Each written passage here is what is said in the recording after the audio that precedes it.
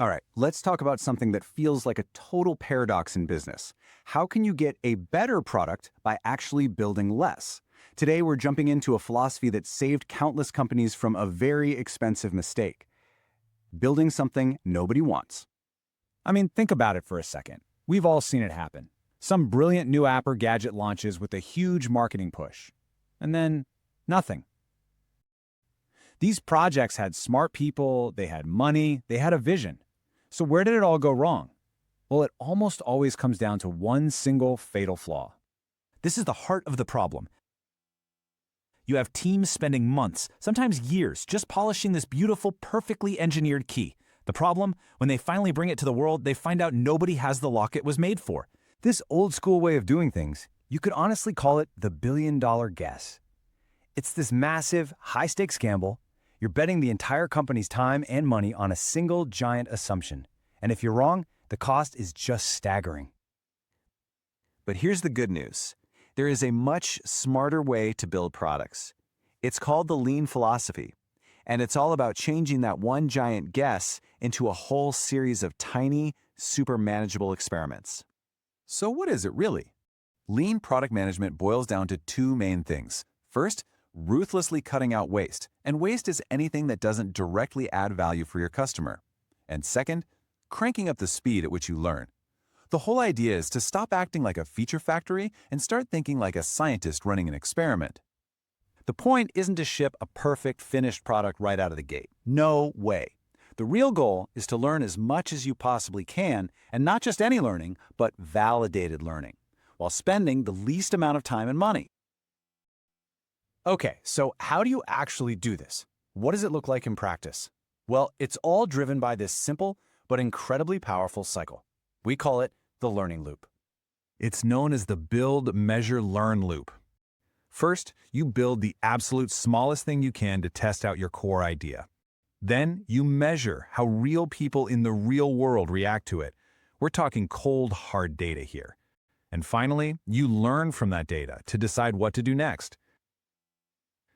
Now, we're not talking about what people say they'll do in a survey. We're talking about validated learning. This is knowledge that you've proven with actual user behavior. It's the critical difference between guessing what people want and knowing what they'll do. This is the big mindset shift you have to make. You stop saying things like, "I'm sure users want this feature." Instead, you start framing it like a scientist. I have a hypothesis that our users will do X if we give them Y, and here's a quick way we can test that. Suddenly, every idea isn't a task, it's an experiment. Say you have a photo app. Your hypothesis is, people will pay real money for our premium photo filters. The old way would be to spend the next 3 months building all those filters, but the lean way, you just add a button that says Unlock Premium Filters. That's it. You build nothing else. Then you just measure how many people actually click it. If a bunch of people click, great. You just validated your idea. If nobody clicks, you just saved yourself 3 months of wasted engineering time. That little fake door button, that's a perfect example of what's called a minimum viable product, or an MVP. An MVP is not a smaller, buggier version of your final product. It's not just your product with fewer features. It is a learning tool. Think of it as an experiment. Its whole purpose isn't to impress customers or make money. It's to get you the most validated learning for the least amount of effort. Period.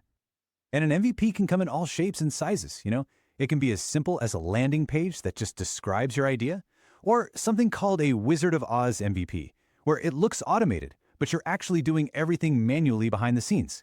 The form doesn't matter. What matters is the learning it generates. The all-time classic example here is Airbnb.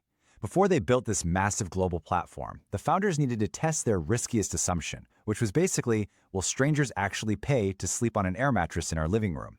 So what did they do? They literally rented out their own apartment. They took the photos, they handled the emails, they bought the air mattress. That super simple manual test was their MVP, and it proved the entire billion-dollar idea was viable. Reid Hoffman, the founder of LinkedIn, just summed this up perfectly. If you wait until you have this perfect, polished product that you're super proud of, you've waited way too long. You've missed out on all this amazing feedback you could have gotten from real users when the stakes were low. That first version is for learning, not for showing off. So let's bring this all together. Because Lean isn't just a collection of tools and tactics like the MVP or the learning loop. At its core, it's a completely different way of thinking. It's about learning to think like a founder, even if you work at a huge company. And this mindset really has a few key traits. It means you own the outcome, not just the task of shipping a feature. It means you value the speed of learning way more than the illusion of perfection.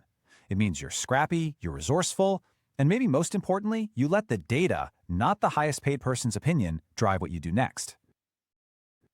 If you remember one thing, let it be this. This is the whole mantra in a nutshell. You want the accountability of an owner, the rigor of a scientist, and the pure speed and agility of a startup. That right there is the soul of lean product management. So, I'll leave you with the challenge. Think about whatever project you're working on right now, or that idea that's been in the back of your mind. What is the single biggest, riskiest assumption you're making, and what is the absolute smallest, fastest, simplest experiment you could run, maybe even tomorrow, to put that assumption to the test? Finding that answer, that's your first step.